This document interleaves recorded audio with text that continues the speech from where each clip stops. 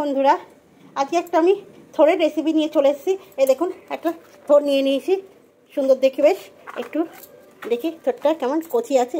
হ্যাঁ, একদম কচি আছে, দেখুন টুকটুক টুকটুক করছে। তা থোড়টা দিয়ে আমি কি রেসিপি বানাবো বন্ধুরা, দেখতে থাকুন। আশা করি আপনাদের ভালো লাগবে এই থোড়ের রেসিপি। আর থোড়ের উপকারিতা সবাই জানে, তাই আমি থোড়ের উপকারিতা নিয়ে কিছু বললাম না বন্ধুরা। থোড় খেতে কিন্তু খুব ভালো লাগে, আর থোড় দিয়েও কিন্তু খুব সুন্দর সুন্দর রেসিপি বানানো যায়। তা আজকে কিন্তু আমি একদম ঝটপট সাধারণ একটা সুন্দর রেসিপি বানাবো। খুব তাড়াতাড়ি হয়ে যাবে, কিন্তু খেতে খুবই সুন্দর। গরম গরম ভাতে এরকম থোড়ের একটু রেসিপি থাকলে প্রথম পাতে পুরো জমে যাবে কিন্তু। তা চলুন বন্ধুরা, থোড়টাকে সুন্দরভাবে আগে আমি কেটে নিই। দেখতে থাকুন পুরো ভিডিওটা, আশা করি ভালো লাগবে। কম বেশি সবাই কিন্তু থোড় খায়, আর যারা থোড় খায় না তারা যদি এই রেসিপিটা তাদের করে দেওয়া হয়, তারা কিন্তু হাত চেটে পুটে খাবে। চলুন এবার কেটে পরে জামাগুলো খুলি বন্ধুরা। একে একে অনেক জামা পরে রয়েছে, এইরকম দেখতেই পাচ্ছেন। এই যে 3টে খোলা হয়ে গেছে, এখনও কিন্তু এর গায়ে অনেক জামা আছে।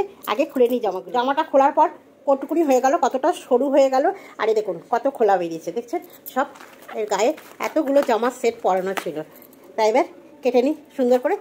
আমার থোড়টাকে এইভাবে কেটে নিয়েছি, একদম দেখতেই পাচ্ছেন। আর একদম কচি থোড়, দেখুন কচুকুনি হয়ে গেল থোড়টা। এবার এর মধ্যে একটু আমি পরিমাণ মতো লবণ আর একটুখানি হলুদ দিয়ে সুন্দরভাবে এটা মেখে রেখে দেবো। দিলে দেখবেন যে আপনাদের নিশ্চয়ই মধ্যে শেয়ার করবো যে এরকম মেখে রেখে দেওয়ার পর কতটা জল ছাড়ছে। এইভাবে সুন্দরভাবে একবারে চটকে নেবো থোড়টাকে।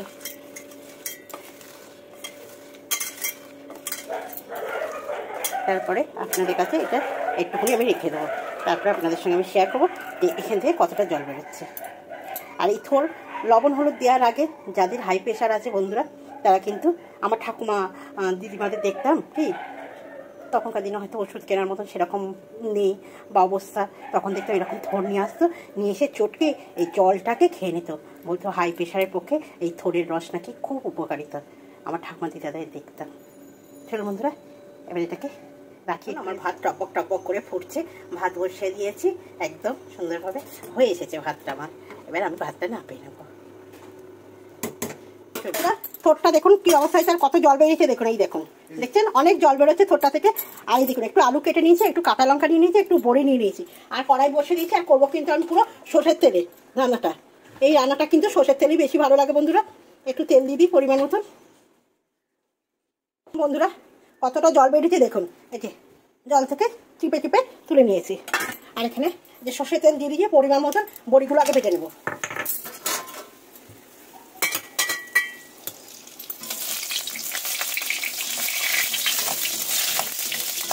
লাল লাল করে একদম বড়িগুলো ভেজে তুলে রাখবো।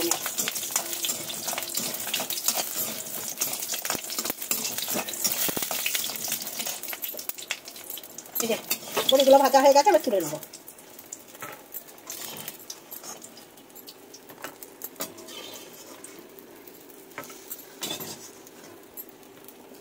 বড়িগুলো ভাজা হয়ে গেছে, তুলে নিলাম। এর মধ্যে কি দিয়ে দেবো, যে কাঁচা লঙ্কাগুলো দিয়ে দিলাম। একটু ফাটিয়ে ফাটিয়ে দিয়েছি বন্ধুরা। দিয়ে দিলাম একটু কালো জিরে,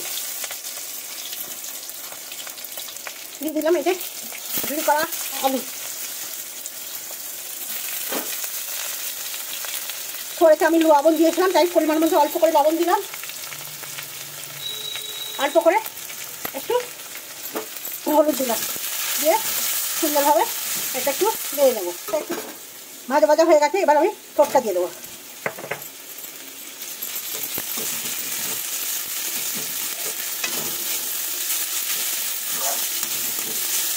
এবার সুন্দরভাবে আমি নাড়াচাড়া করবো। ভাজা ভাজা বেশ সুন্দরভাবে একটু ভাজা ভাজা হয়ে গেছে। আমি দেবো একটুখানি অল্প পরিমাণ একটু জিরে দেবো, একটু সামান্য পরিমাণে জিরেগুলো দেবো। আর দেবো একটু মিষ্টি দেবো, দেখছেন একদম 4-5টা। আপনারা যদি দিতে চান দেবেন, নাহলে দেবেন না। তো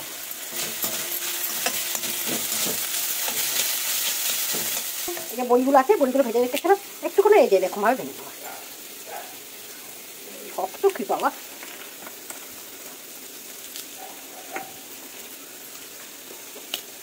এখন করে বড়িগুলো ভেঙে নেবো। আর এখানে কিন্তু আমার দেখতেই পাচ্ছেন একদম থোড় হয়ে গেছে। এবার দেবো এই যে একটুখানি গরম মশলা, হালকা করে একটু অল্প পরিমাণে দেবো। হ্যাঁ ঠিক আছে, দিয়ে আবার সুন্দরভাবে নেড়ে দেবো। এই যে বড়িগুলো সব ভাঙা হয়ে গেছে, এবার কিন্তু আমি দিয়ে সুন্দর করে একদম থোড়ের সঙ্গে আমি ভালো করে এই থোড়ের ছেচকিটা খেয়ে দেখবেন বন্ধুরা, এত সুন্দর লাগে যে বলার মতন না, সবাই পছন্দ করবে একদম দারুণ লাগে। বড়িগুলো মুখে পড়বে। আর কাঁচা লঙ্কা একটু ঝাল দেবেন, কাঁচা লঙ্কাগুলো ঝাল আছে, একটু ঝাল ঝাল করে এইভাবে করে দেখবেন, অসাধারণ। থোড়ের ছেচকিটা আমার একদম কমপ্লিট হয়ে গেছে, এবার আমি নামিয়ে নেব। থোড়ের ছেচকিটা একদম কমপ্লিট হয়ে গেছে বন্ধুরা। এরকম থোড়ের ছেচকি বাড়িতে রান্না করে খাবেন, অনেক অনেক অনেক সুন্দর লাগে। প্রথম ভাতে এরকম থোড়ের ছেচকিটা থাকলে কিন্তু সবাই মজা করে খাবে। আর চিনি যেহেতু থোড় মোচাতে একটু মিষ্টি দানা না দিলে কিন্তু স্বাদ লাগে না, তাই আমি বন্ধুদের বলবো কিন্তু যারা মিষ্টি খান না তারা একটু পরিমাণে দিয়ে খাবেন, আর যারা মিষ্টি খান তারা তো মিষ্টি দেবেনই, দিয়ে এইভাবে করে খাবেন, দারুণ দারুণ লাগে। একবার দিদিভাইয়ের কথা শুনে এরকম থোড়ের ছেচকি করে বানান, সবাই বলবে দারুণ খেতে। আর থোড়ের কিন্তু অনেক কিছু হয়, তা আজকে আপনাদের থোড়ের ছেচকি দেখালাম, আমি কিন্তু থোড়ের ঝালও আপনাদের সঙ্গে শেয়ার করেছি।